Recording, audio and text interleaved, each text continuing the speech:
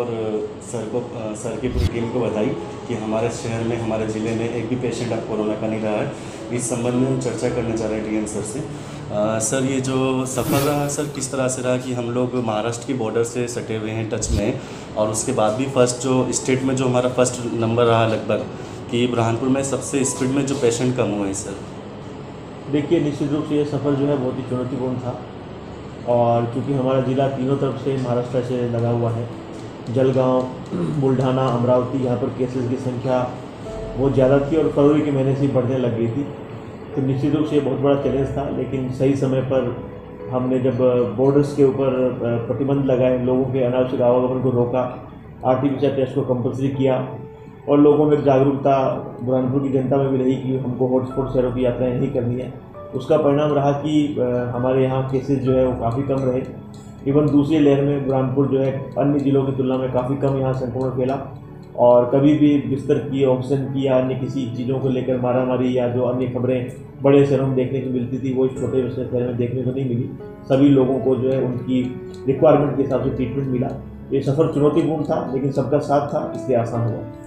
Sir, एक अक्सर चर्चाओं में मतलब हमको न्यूज़ मिलती रहती है कि जो पेशेंट या कोई परेशान व्यक्ति है तो सर वो डायरेक्ट आपसे बात कर लेता है और उसका फिर समाधान मिल जाता है उसको सर।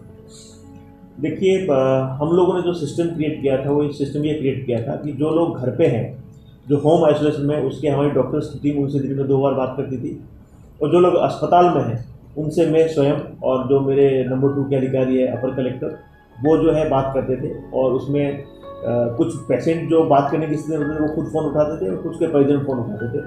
फ़ोन उठा के हम उनसे फीडबैक लेते थे कि आपको क्या क्या दिक्कत आ रही है, अस्पताल में क्या क्या प्रॉब्लम्स आपको सामना करना पड़ रहा है। तो उस फीडबैक के आधार पर हम लोगों को काम करने में आसानी हुई और पेशेंट्स को जो lunch, breakfast, dinner, T, snacks ये सब मिलना है वो हम लोग पर डे मॉनिटर करते थे। उसकी फ़ोटोग्राफ हमारे पास में आती थी ताकि लोगों को जो है अच्छा खाना भी मिले और अच्छा ट्रीटमेंट भी मिले। सर, ये जो क्रेडिट जाता है सर किसको जाता है? देखिए, निश्चित रूप से सबसे पहला श्रेय तो मैं बुरहानपुर की जनता को दूंगा, जिन्होंने प्रशासन की गाइडलाइन को कभी भी जो है ऐसा नहीं माना कि ये गाइडलाइन जो है किसी और के लिए है। उनको ये लगा कि प्रशासन ने जो गाइडलाइन जारी करी है वो जनता के लिए है और जनता ने उस चीज़ को जो है अक्षरश माना, गाइडलाइन को फॉलो किया और बहुत ज़्यादा कोऑपरेट किया। उसके बाद मैं बुरहानपुर के मेरे जो क्राइसिस मैनेजमेंट ग्रुप है, उस क्राइसिस मैनेजमेंट ग्रुप में जितने भी लोग हैं उन सबका भी लगातार डिसीजन मेकिंग में सहयोग रहा और एक पॉजिटिव थिंकिंग के साथ में काम किया। बुरहानपुर के मेरे जितने भी शासकीय कर्मचारी हैं, जिसमें यदि मैं विभागों का नाम लूँगा तो कम पड़ जाएंगे, सब विभागों ने मेहनत करी और जो जिम्मेदारी जिस विभाग को दी उस विभाग ने उसको अक्सर फॉलो किया। और पिछले 2-2.5 महीनों में सब लोगों ने एक ही काम किया कि कैसे करके वायरस की चेन को तोड़ना है। चाहे वो पीडब्ल्यूडी का इंजीनियर है, चाहे आरएस का इंजीनियर है, चाहे किसी विभाग का कर्मचारी है, जिसका मूल काम कुछ भी हो, लेकिन आपदा के समय में उसने जो है कोविड वायरस के संक्रमण की चेन को तोड़ने का काम किया है। तो प्रत्येक सरकारी कर्मचारी जिसने इस काम को किया है, जो कोविड वायरस की जिसमें ड्यूटी लगी है, जिसने इस चेन को तोड़ने का काम किया है, वो सारे कर्मचारी, वो सारे अधिकारी, वो पूरी जिला प्रशासन की टीम साधुवाद की पात्र है, बधाई की पात्र है। और साथ ही साथ बुरहानपुर का मीडिया और यहाँ पर जितने भी मीडिया के अलावा भी अन्य जितने भी ऑर्गेनाइजेशन है, चाहे सामाजिक संस्थाएँ हैं, रेड क्रॉस है, आपके दूसरे NGOs हैं, धार्मिक गुरु हैं, सब लोगों ने प्रशासन का सहयोग किया। यहाँ मुझे ऐसा प्रतीत नहीं होता है कि किसी भी व्यक्ति ने कोरोना के मामले में प्रशासन की गाइडलाइन के साथ में किसी को लेकर कोई विरोध या इस तरह की बात की है। सबने एक ही बात को समझा, एक ही चीज़ को समझा कि हमारा जिला जो है संक्रमण के मामले में संवेदनशील है, यहाँ कभी भी संक्रमण बढ़ सकता है। तो सब लोगों ने एक ट्यून के साथ में, एक रिदम के साथ में कोविड वायरस की चेन को तोड़ने का काम किया और उसी का परिणाम है कि बुरहानपुर आज 0 एक्टिव केसेस की स्थिति में आया। सर, जैसे ये सेकेंड लेयर तो हमने बहुत अच्छे से, लेयर जो थी बहुत अच्छे से कवर कर लिया। सर, थर्ड लेयर के बारे में क्या प्लान है सर आगे? देखिए, तीसरी लहर को लेकर जिला प्रशासन जो तैयारी कर रहा है उसमें सबसे पहले है वैक्सीनेशन हम जितना हो सके हम उतना करें। अभी 21 तारीख से वैक्सीनेशन का महाअभियान भी चालू कर रहे हैं, जिसमें हम लगभग 70 से 80 हज़ार लोगों को वैक्सीन की डोज लगाएंगे और ये डोजेज जो है लोगों को उनके गाँव में, उनके वार्ड में हम लोग लगाएंगे। तो सबसे पहले जनता से अनुरोध रहेगा कि इस वैक्सीनेशन महाअभियान का लाभ उठाएं और अपने परिवार को वैक्सीन लगाकर सुरक्षित करें। दूसरा, जो अस्पताल में चिकित्सकीय व्यवस्थाएँ होनी चाहिए उस पर भी हम लोग काम कर रहे हैं। अस्पताल में बच्चों के लिए पीडियाट्रिक ICU, हमारा दूसरा ICU का मैनेजमेंट, डॉक्टर्स की व्यवस्थाएं, उनकी ट्रेनिंग, दवाइयों के प्रोक्योरमेंट, ऑक्सीजन प्लांट की स्थापना और प्राइवेट में जो निजी चिकित्सालय उनको भी हम लोगों ने मोटिवेट किया है कि वो भी तीसरी लहर के हिसाब से सुविधाएं अपनी बढ़ाएं। तो निश्चित रूप से पहला प्रयास तो ये रहेगा कि हम सबको वैक्सीनेट कर दें ताकि तीसरी लहर आए ही ना, और यदि आती भी है तो हम अपनी चिकित्सा सुविधा इस प्रकार मेंटेन करेंगे कि तीसरी लहर का प्रभाव दूसरी लहर की तरह ही रहे। सर ये जो ऑक्सीजन प्लांट है इसका काफ़ी टाइम से काम चल रहा है सर, तो वो कब तक हो जाएगा सर? देखिए, ऑक्सीजन प्लांट में जो जिला प्रशासन को काम करना था उसका पार्ट ये था कि हम लोगों को बेसिक उसका जो है ग्राउंड क्लियरेंस करना था, उसके बाद जो शेड का निर्माण करना था वो हम लोगों ने कर दिया है। क्योंकि जो कंपनी है उसके पास में और भी जिलों के काम है, तो वो यहाँ बुरहानपुर में आकर काम करेगी, इसीलिए उसका काम भी जो है स्टार्ट होगा। सर ये वैक्सीनेशन को लेकर जैसे कुछ समाज में मिथ है और जागरूकता नहीं होने के कारण सर वो लोग को लग रहा है कि कहीं ना कहीं हम बीमार पड़ जाएंगे और जो पीछे हट रहे हैं सर, तो उनको अवेयरनेस के लिए क्या किया जा सकता है? वैक्सीनेशन को लेकर मेरा सबसे अनुरोध है कि वैक्सीन जो है पूर्णतः सुरक्षित है, सेफ है, और उसका जीता जागता उदाहरण है कि सबसे पहले सभी डॉक्टर्स ने वैक्सीन लगाई है, उसके बाद में सारे प्रशासनिक अधिकारियों ने, सारे सरकारी कर्मचारियों ने वैक्सीन लगाई है, और अब तो आम जनता में भी लगभग 1.5 लाख से अधिक लोगों ने वैक्सीन लगा चुके हैं। और दूसरी लहर से डाटा प्रमाणित भी हो गया है कि जिनको वैक्सीन लगी है उनको कोविड बीमारी होने की चांसेस जो है काफ़ी कम हो जाते हैं, बीमारी उतनी उनके लिए घातक नहीं होती है, उनमें संक्रमण इतना ज़्यादा नहीं फैलता है, उन लोगों की जान जो है बच जाती है, ये भी सिद्ध हुआ है। तो किसी भी प्रकार की अफवाह में आने की आवश्यकता नहीं है।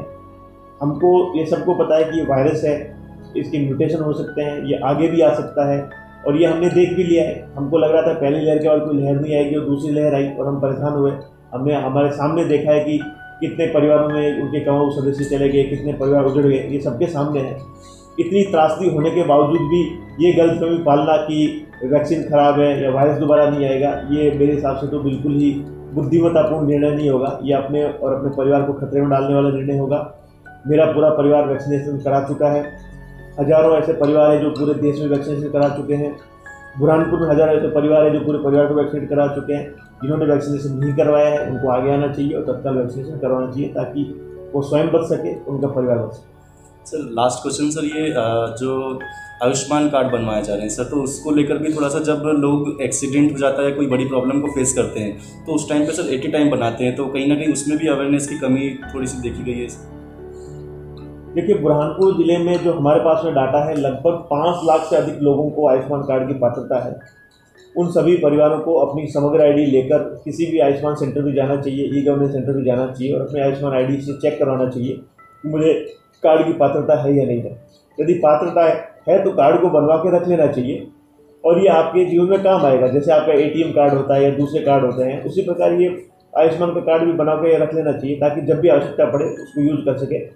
लेकिन सभी अस्पतालों में भी आयुष्मान के काउंटर्स बने हुए हैं, वहाँ पर भी कार्ड बन सकते हैं। जिला अस्पताल में भी सेंटर है, वहाँ पर भी बन सकते हैं। तो लोगों को ये वेट नहीं करना चाहिए कि मुझे कुछ हो उसके बाद मैं कार्ड बनाऊँ।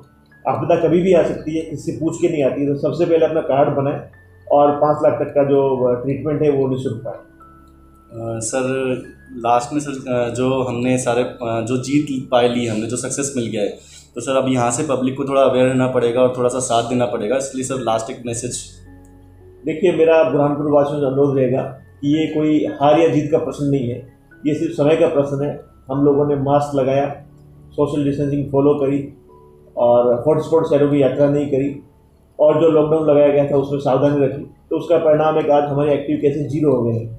यदि हम सारी गतिविधियाँ इसके विपरीत करेंगे, हम बड़ी बड़ी भीड़ में शामिल होंगे, मास्क को उठा के किनारे रख देंगे, हाथों को सैनिटाइज नहीं करेंगे, हाथों को धोएंगे नहीं, भीड़ का हिस्सा बनेंगे, बिना मास्क के दूसरे से बात करेंगे, तो ये सारी चीज़ें उल्टी हो जाएगी और वापस संक्रमण फैलना चालू हो जाएगा। तो ये कोई 0 जो है, ये 0 परमानेंट नहीं है, ये शुद्ध रूप से अस्थायी है और हम जरा भी लापरवाही करेंगे तो कोविड वापस फैलेगा। जितना इंतजार हम लोग केसेस की 0 होने का कर रहे हैं, उतना केसेस का इंतजार कहीं ना कहीं कोरोना वायरस भी कर रहा होगा और वो भी देख रहा होगा कि लोग जो है लापरवाही बरतें, मास्क हटाएं और मैं वापस संक्रमण फैलाऊं। तो मेरा सबसे अनुरोध रहेगा कि ये सारी चीज़ें हमको दिमाग में रखनी है और दोबारा तीसरी लहर की चपेट में नहीं आना है और मास्क लगाना है। सर धन्यवाद सर।